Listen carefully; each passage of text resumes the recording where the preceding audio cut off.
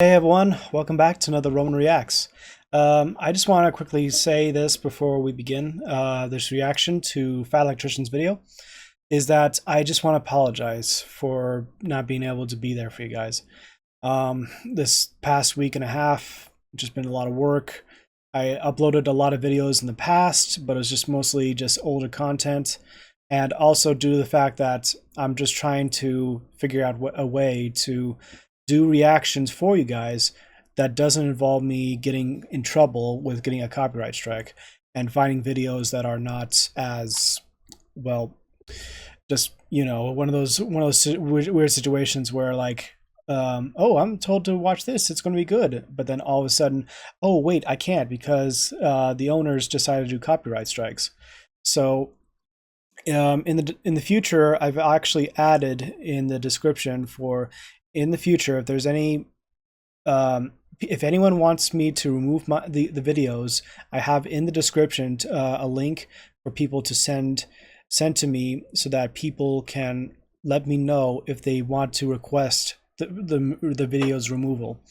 So this is just a just a little thing that I have to do, but it's also meant to be as a safeguard so that in the event I do have someone wanting to change, they can go to that email and send it to me so that people can just put a pause on the video. But I just don't want to end up in a bad situation where I getting another copyright strike. And so in the future, there's a bunch of videos I know that will be okay. This the thing will be there from now on. But I just don't want people to spam the email, because I would rather just those who want to like post legitimate request removals for said videos I do reactions to. Because as much as I want to do reactions again in the future, I just gotta wait for the copyright strikes to probably next 30 days maybe. I'll be doing a bit more reactions, probably albeit slower. But at the same time, I just don't want to end up in a situation where I get a secondary copyright strike on the channel and I'm just basically shut out from just doing any reactions at all. So in the meantime, we're just going to be doing our normal stuff, and we will get back through this. I do appreciate you guys are able to take a listen to what I have to say. So let's just get started with this video, okay? So the video we're watching today is actually with Fat Electrician. So America dismantles the pirate nations for touching their boats, the Barbary Wars. And we actually did listen to, a few days ago, the father of the Americans Navy. And that was quite excellent. I love listening to that and just learning all that I can about that story. So, and I'm surprised there's many good details that people managed to like keep in check so that people are able to really appreciate this. So regardless, let's give this a watch and learn the reason why you don't touch America's boats. So here we go. Ah yes, that time that pirates kept messing with American ships, so George Washington founded the United States Navy to do something about it. Yeah, the United States Navy was founded for the sole reason of hunting pirates. Today we're talking about the Barbary Wars. Ladies and gentlemen, it is pretty much an ongoing internet joke that you do not mess with America's boats, you know, because of Operation Praying Mantis, that time that America decided they were going to sink half of Iran's navy in like 8 hours. Yep. And Vietnam, and World War II, and World War I, and the Spanish-American War, and the War of 1812. I guess if you're not picking up what I'm putting down, I'm trying to tell you, this is the origin story of why you don't mess with America's boats. But first, a word from our sponsor, because this video is brought to you by my favorite underwear company, Sheath. Wait, hold on, I'm supposed to read a script for this one. Here's how to do a perfect ad read for our company. Let's take a quick second to thank our favorite sponsor for today's show, which is Sheath Underwear. Sheath makes the most comfortable boxer briefs ever worn, and Clarence's parents have a real good marriage. This shit's fucking lame. Okay, look, here's the deal. Whether you're talking to a veteran, a construction worker, or your dad, they're all gonna tell you that there's one universal truth to life, and that truth is that cargo pockets are fucking awesome. goddamn right. If you think cargo shorts are cool, wait till you try cargo underwear, except the cargo pocket is made with balls not being stuck to your thigh technology. And I know what you're thinking, but chubby electron guy, what if I try them out and I don't like it? Cool, just wear them like normal underwear and then you have a bonus cargo pocket. Nobody in the history of mankind has ever been like, damn it, I have too many available cargo pockets. It's never happened. Cargo shorts are not even cute at all. First of all, cargo shorts are awesome. They always have been. Second of all, you know what you and this cargo pocket have in common? You don't feel either of us?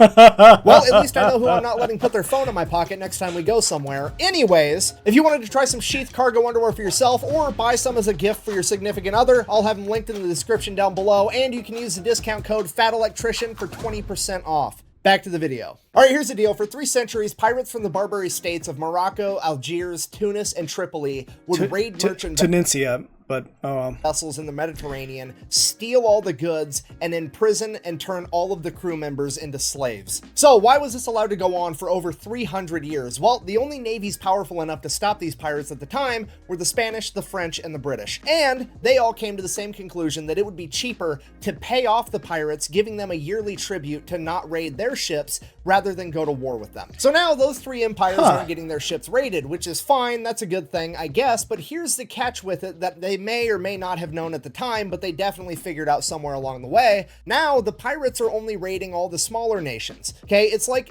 Walmart, Target, and Amazon getting together, encouraging shoplifting, knowing that they can shoulder the financial burden, but it puts all the other mom and pop stores out of business and they become the only ones selling goods. Except Makes instead sense. of retail stores, we're talking about entire nations. This goes on for literally hundreds of years, but America is still part of the British Empire, so they fall under their umbrella of protection, so it's never an issue. That is until the American Revolution started on April 19th, 1775, with the shot heard around the world, the Battle of Lexington and Concord, and the famous story of a 78-year-old veteran going out into his front yard and shooting 3 redcoats as they retreated back to Boston, sending the message for all of America that the British Empire should get off of our lawn. Fast forward 1783, America wins the Revolutionary War, officially becoming its own country, and all of America's merchant vessels start flying the old red, white, and blue. And pretty much immediately, 1784, one of America's merchant vessels is captured by Barbary pirates from the country of Morocco. As an act of good faith for a new nation, Spain actually pays off the pirates, gets the American vessel and all of its crew back, returns it to America, and then advises the American government, hey, you guys should start paying these guys off too. That's what all the big nations are doing. At which point, America's minister to France, a guy by the name of Thomas Jefferson, chimes in and he's like, no, absolutely not. I'm gonna go talk to him. Now, obviously I'm paraphrasing here, but basically Thomas Jefferson rolls up and he's like, hey, don't ever fuck with my boats ever again or else. At which point the Sultan of Morocco is like, I'm sorry, who are you? I'm Thomas Jefferson, one of the founding fathers of America. You know, we just kicked the British out of our entire country. We're our own thing now. I'm sorry, you fucking pilgrims did what now? We beat the British in war and now we are our own country. You mean to tell me that a bunch of colonial farmers with muskets went toe-to-toe with the largest military on the planet that is so good at war that they can literally wear high-vis red coats the entire time and still win, and you beat them? Yeah, that's exactly what I'm telling you. I mean, yeah, I could probably just leave your boats alone from now on. That historically seems like it's going to be a really good idea. And that is Which, really quick, just to pause, there's actually a little issue where there was actually a fight or a war between Morocco and Spain at the that was many years prior, and at the time the British were actually allied with the Moroccans. However, they didn't want to get into another war with Spain, so they kind of just let that play out. And Morocco was basically kind of left out in the open. And eventually, they did lose the war, and they were kind of bitter about it. So when these leaders, which, like I said, takes them weeks or months to send messengers across the ocean, when eventually Jefferson was able to meet with the Moroccan Sultan and tell them about who he is and what they're from, he actually, to kind of stick it to the British, was actually saying any ship that is with the United States is under our protection. And just what FATElectrician is explaining is that basically the Moroccans were the first nation to actually recognize the United States as a legitimate country. They were the first.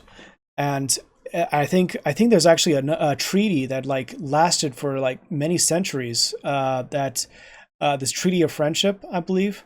I'm not sure exactly what the name of it was, but like it's one of the oldest treaties that is signed between our two nations, from Morocco and the United States, because of that. So yeah, just thought I'd at least mention that. The story of how Morocco came to be the first country to recognize America as its own sovereign nation by signing the Moroccan-American Treaty of Peace and Friendship, which is the first and longest-lasting peace treaty in American history. At which point Thomas Jefferson is like, wow, that actually worked out perfect. I'm going to go to the other 3 Barbary states and tell them the same thing now. But of course, there's going to be a catch with that. You see, there's 4 Barbary states, but Morocco's the only one that's actually truly independent, and the other 3 are just subservient branches of the Ottoman Empire. So Thomas Jefferson and John Adams go to talk to the ambassador of Tripoli, and they're like, hey, can all the Ottoman Barbary states leave our boats alone? At which point the ambassador informs them, absolutely not. You see, we're part of the Ottoman Empire. We don't need to listen to you. We're not scared of you guys. And it is our official stance that, and I quote, it was written in the Quran that all nations which had not acknowledged the prophet were sinners, who it was the right and duty of the faithful to plunder and enslave. Man, Islam is... I didn't realize Islam was so... They're dicks. You know, unless they give us money, of course. Everything's got a price, apparently. So Thomas Jefferson is like, well, okay, we're going to war then. And that's when John Adams is like, whoa, whoa, whoa, calm down. Let's just pay the tribute so that our ships can be fine. We already disbanded the Continental Navy after winning the Revolutionary War. We don't have a navy to fight these guys. We just have to give them the money. So that's what happened. For the next 8 to 10 years, America would pay tribute every year to these 3 remaining Barbary states, and every year they wanted more and more money, and eventually even that wasn't enough, because Algiers began attacking American vessels anyways. Okay, if you're not picking up what I'm putting down, I'm trying to tell you that for the first time in American history, somebody has fucked with one of America's boats, and they're not immediately sorry about it.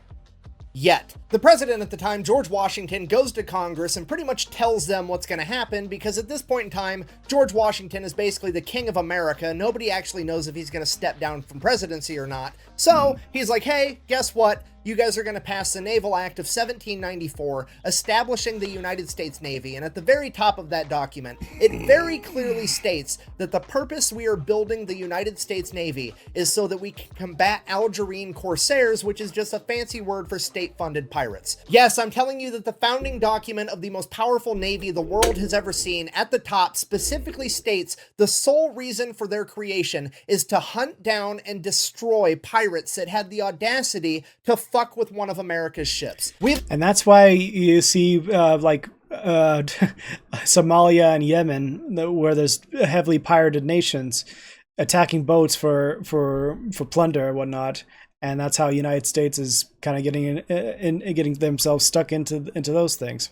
Officially entered the find out portion of the story. America immediately commissions the building of 6 enormous frigates covered in guns to go fight these pirates. Fast forward to when the frigates are done, it takes a couple years. It is now 1798, and George Washington has decided to step down from power, allowing for an election to happen, and we are now into the second president of America, John Adams. And John Adams decides he would rather keep paying tribute. Disappointed!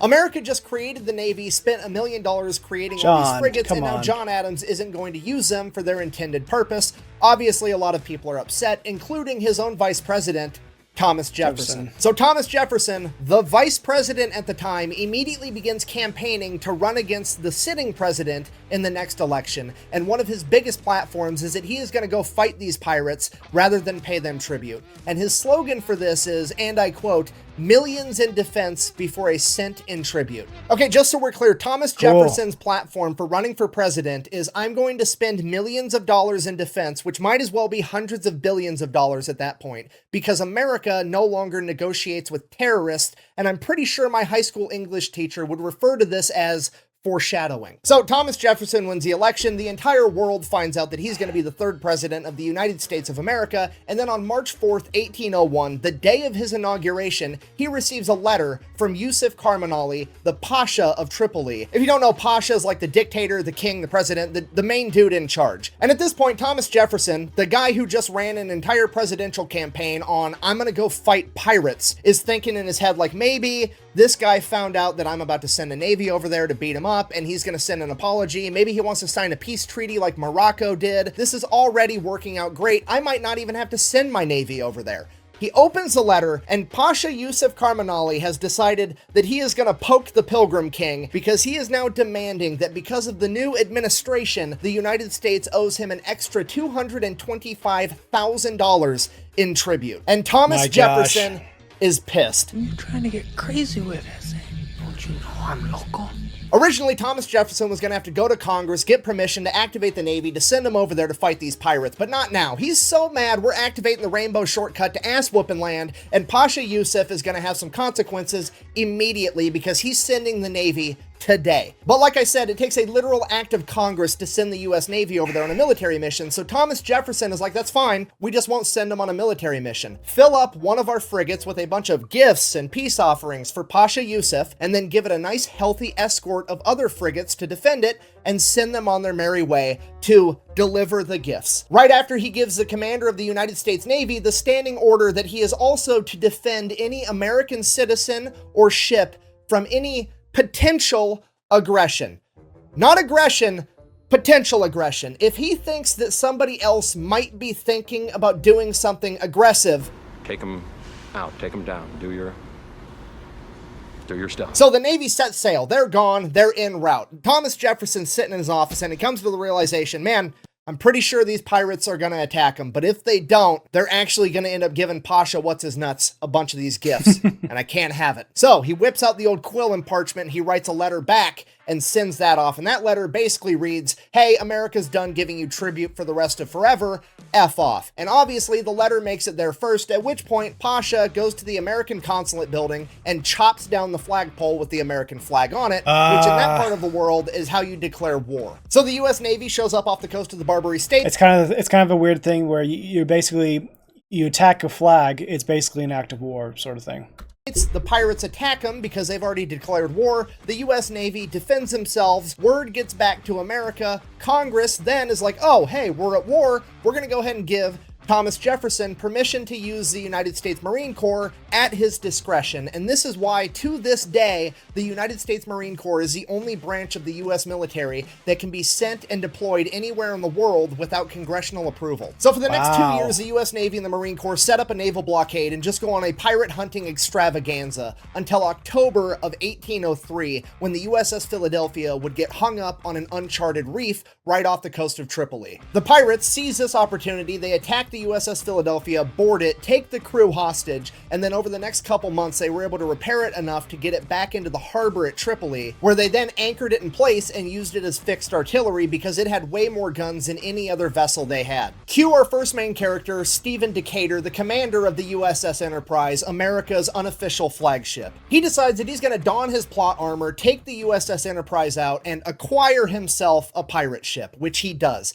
He then takes that pirate ship and the USS Enterprise and sails both of them to Sicily, where he hires 5 Sicilian mercenaries that know how to speak Arabic. They then sail back to Tripoli, where Decatur and 80 Marines are going to go below deck of this pirate ship, which has now been christened the USS Intrepid, as the 5 mercenaries are going to sail directly into the heart of the harbor, pretending to be Barbary pirates. They then go directly to the USS Philadelphia. 80 Marines and Stephen Decatur run out, kill the entire crew of pirates that are on the USS Philadelphia, and reclaim it. Unfortunately, the USS Philadelphia is too damaged to actually be used as a ship ever again, at which point Stephen Decatur decides, fine, we're just going to burn the entire thing to the ground, because if we can't have it, nobody can. Deprive the enemy of nice things. I'm pretty sure Sun Tzu said that. So that's exactly what they do. They light the USS Philadelphia on fire, they're positive it can't be put out, and then they bounce. Not a single American is injured, and Stephen Decatur is hailed a hero because he has now led what is, in my opinion, America's first special operations mission. So now that that's taken care of, the problem at hand is that the crew of the USS Philadelphia is still being held hostage by the Barbary pirates, and they want a ton of money in exchange for them back. However, America no longer negotiates with terrorists, and that's not an option.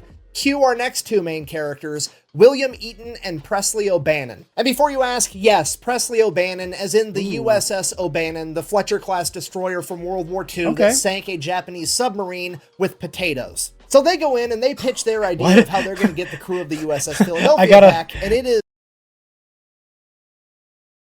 He has a video about the potato thing, but holy crap. Is by every definition a special operations mission. Basically, they want to take themselves 2 dudes plus 6 Marines for a total of 8 guys, and they're going to get dropped off in Egypt, because in Egypt is Yusuf Karmali's brother that is living in exile because Yusuf kicked him out because he is technically the rightful heir of Tripoli. So they're going to get that guy and all the buddies that are loyal to him, like 500 men, and then they're going to march them through the desert to Derna, where they are then going to use them to fight and take over the city and exchange the city for the crew of the USS Philadelphia. And upon hearing this ridiculous plan, the US military leadership is like, whoa, whoa, whoa. You want to take a small contingency of men, be dropped off in a foreign country, meet up with a rebel leader who already has a bunch of men, and then convince him that you're going to help him overthrow a current dictator, and then he can be the new dictator, and basically we're using other people to fight other people that we don't like to benefit us. And Presley O'Bannon and Eaton are like, yeah, that's pretty much exactly it. And the government is like, this is a terrific idea. I mean, we're probably never, ever going to do anything like this ever again, and we're not going to have an entire branch of special forces that specializes in it. Sorry, anyways, that's exactly what they do. They get dropped off in Egypt, they track down Hamet, they're like, hey, you want to go overthrow your brother? Cool, grab your guys, let's go. Somewhere along the way, the Marines also picked up 50 Greek mercenaries as they all began marching 500 miles through the Libyan desert to get back to the Tripolitan coast. And this march through the desert takes 50 days, and it is a complete shit show because somewhere along the way, they start running low on supplies and they have to start rationing. And then some people get mad. There's accusations because the Greek guys are Christian, Hamet's guys are Muslims. There's fighting amongst themselves, and there's these 8 Marines standing in the middle, desperately trying to keep them from killing each other as they march through the desert. So despite multiple mutiny attempts and a ton of fights, the Marines were able to keep this group together enough to make it through the Libyan desert till they arrived at the coastal city of Bamba. Once they get there, they meet up with the USS Argus that gives them a bunch of supplies so they can start eating food again, and they give enough money to pay off the Greek mercenaries. Then Eaton decides that he's going to send a letter over to the governor of Derna right next door, because remember, we can't attack unless they're potentially aggressive. Okay, so he sends a letter and is basically like, hey, I'm going to march my army through the middle of your town to go kill your boss on my way to Tripoli. Can I have some safe passage and maybe some food? The governor of Derna sends a letter back that says, my head or yours, which sounds potentially aggressive enough. So they begin making the plan for the ground attack. Hamet and his men are going to take the governor's palace, and the Marines and the Greek mercenaries are going to take out the harbor fortress. But to do that, they're going to need a cannon from the USS Argus, so they're going to meet up with it, go get this cannon, and prepare for their attack. Cut back to Stephen Decatur. While all this has been happening, there's still been a naval battle in the Mediterranean the entire time, and Stephen Decatur is on an absolute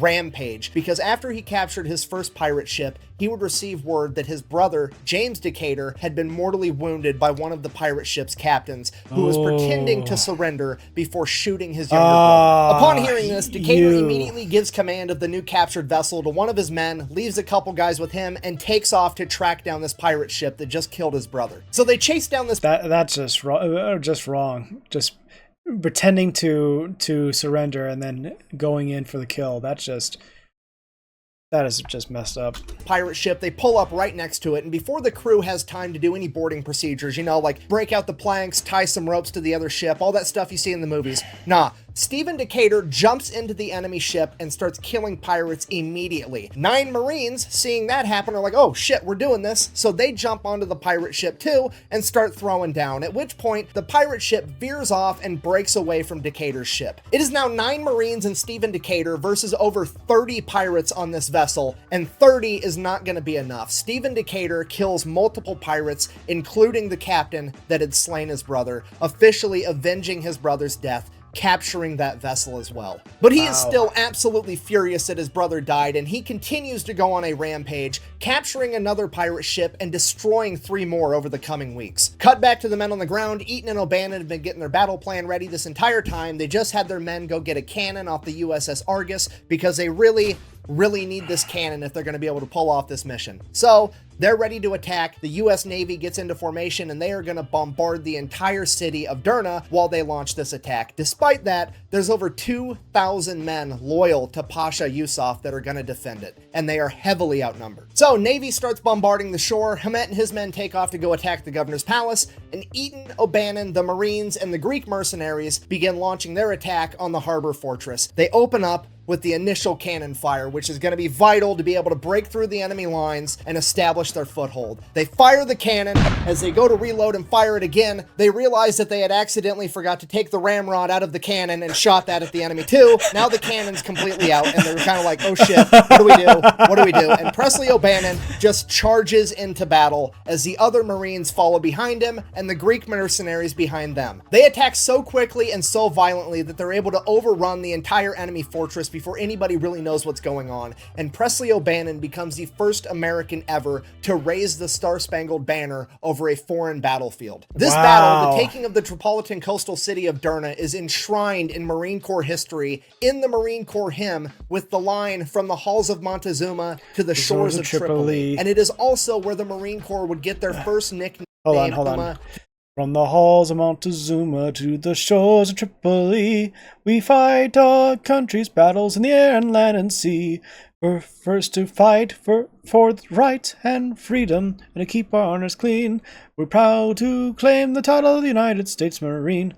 That's to the shores something of I Tripoli. remember in the past. And it is also where the Marine Corps would get their first nickname ever, because the 7 Marines present for this battle fought so hard and so violently that they simply became known as the Leathernecks, referring to the leather collar that they wore around their neck to protect it from slashes from pirate swords. So Yusuf's men end up getting beaten back and are forced to retreat to Tripoli, at which point the Marines, the Greeks, and Hamet and his men all consolidate, figure out what happened. Hamet and his men were able to take over the governor's palace, and after the taking of the city of Derna, Hamet awards his very own sword to Presley O'Bannon as a gift for how valiantly he fought in battle. And this is the Mameluke sword, the same sword that is on the Marine Corps uniform today. So now Yusuf consolidates his military, sends an enormous army back to Derna to try to take it back over, and they're kind of just sitting on the outskirts of the city, waiting for the right moment to attack. Eaton and O'Bannon are writing correspondence to the US military in the chain of command like, hey, we took this entire city with like 8 Marines, give us some reinforcements,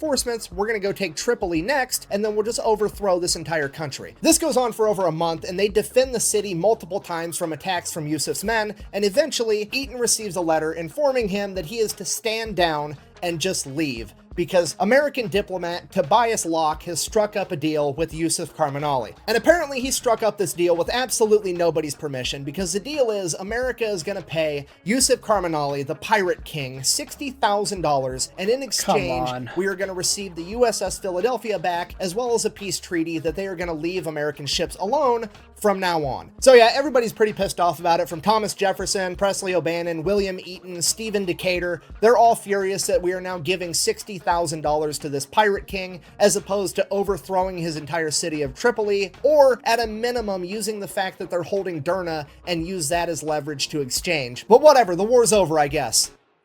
For now. So the peace treaties were signed in 1805. Now, fast forward 7 years, 1812, the War of 1812 happens. Okay, if you don't know, the War of 1812, there's more to it than this, but the reason that it started is that Great Britain wanted to have more control over the seas and trade, because America was getting too much, because America was no longer getting attacked by pirates, because we just beat them in a war now too. So, Great Britain launches another war against America. During this war, they encourage the Barbary pirates to start attacking American vessels again. And honestly, it works out pretty good for the pirates, at least for a little while, because the American Navy is too busy to worry about them because their hands are full with the British Navy. Fast forward 2 years, 8 months later, the War of 1812 ends. Now, luckily for the Barbary pirates, Thomas Jefferson is no longer president at this point. We are on to America's 4th president. Let me check my notes here.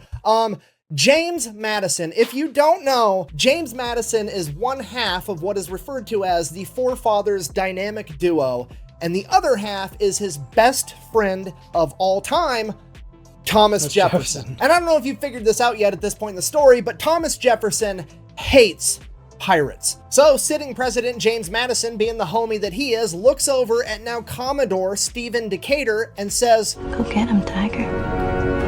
He then proceeds to assemble the largest US naval fleet ever at this point in time and sails directly to the Barbary coast. He then immediately tracks down Algiers' flagship, the Mashuda, takes it out, captures over 400 members of its crew, and the ship itself. He then proceeds to take all of his gunboats directly to Algiers, park them in the port, and say, here's the deal. You're going to surrender and you're never going to collect tribute from anyone ever again, or I'm going to overthrow your entire country. Obviously, they take the first option, at which point Decatur's like, okay, cool, next order of business. You're also going to pay me back for all the US merchandise that you plundered during the War of 1812. And they're like, okay, here you go. They give it to him. He then proceeds to sail his fleet next door to Tunis and tell them the exact same thing, ordering them to sign a peace treaty, never raid an American vessel again, and then collects a bunch of money. He then sails them next door again to Tripoli and does the exact same thing, collects all this money, gets the peace treaties. The Barbary pirates never mess with America ever again. Decatur and his fleet sail back home, and he tells the government what happened. The American government is blown away at the results that Decatur was able to achieve when asked how he managed to not only get peace treaties without too much violence, but also get a bunch of money and concessions on top of it. All Decatur said was, peace was achieved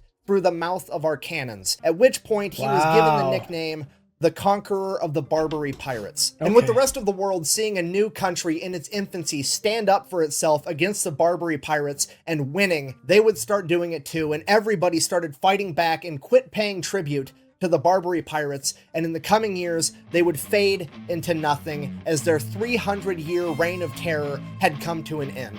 So in conclusion, the moral of the story is, please, for the love of God, do not mess with America's boats. Thank you for watching. Best way to support the channel is go buy some merch over at thefatelectrician.com. Quack bang, out. That's incredible. And that is part 1 of the origin story of how America became the world police. What? Give you a hint, part 2 ends after the Korean War when NATO gets founded. It's still incredible how much we just barely know what they did back then, because every time we think about how like we as a fledgling nation, sure, there would be bullies trying to pick on others and like, hey, we're going to be taxing you if you don't want to have your ships attacked, and basically America has said no, we're fighting back. And Thomas Jefferson, for good on him, and even Monroe, James Monroe, they basically said, we're not going to take this. We're going to fight. And they basically fought back against the Barbary pirates and ensured that they were not going to be bullied again. And it just inspired the rest of the nations in Europe and whatnot to like finally say, hey, we're not going to be taking this anymore.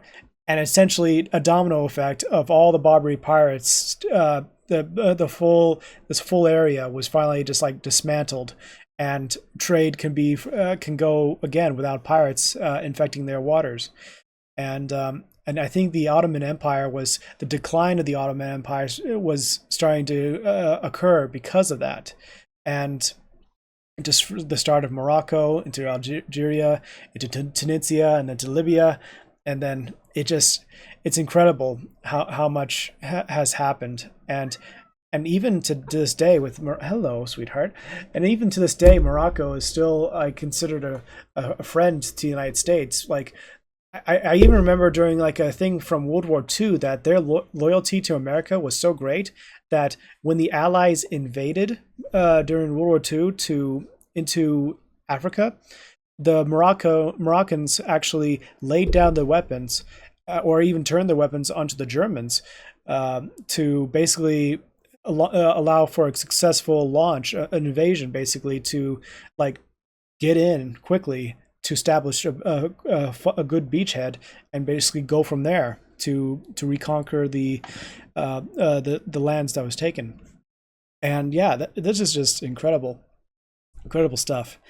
a lot of good moments, and I really enjoyed his takes. So it's incredible when you're learning history and there's so much stuff you haven't even knew about, and it's incredible, absolutely incredible. Anyway, I'll end it there. I got work to go to soon, so I'll catch you guys later. I hope you take care, and as always, Romans, salute.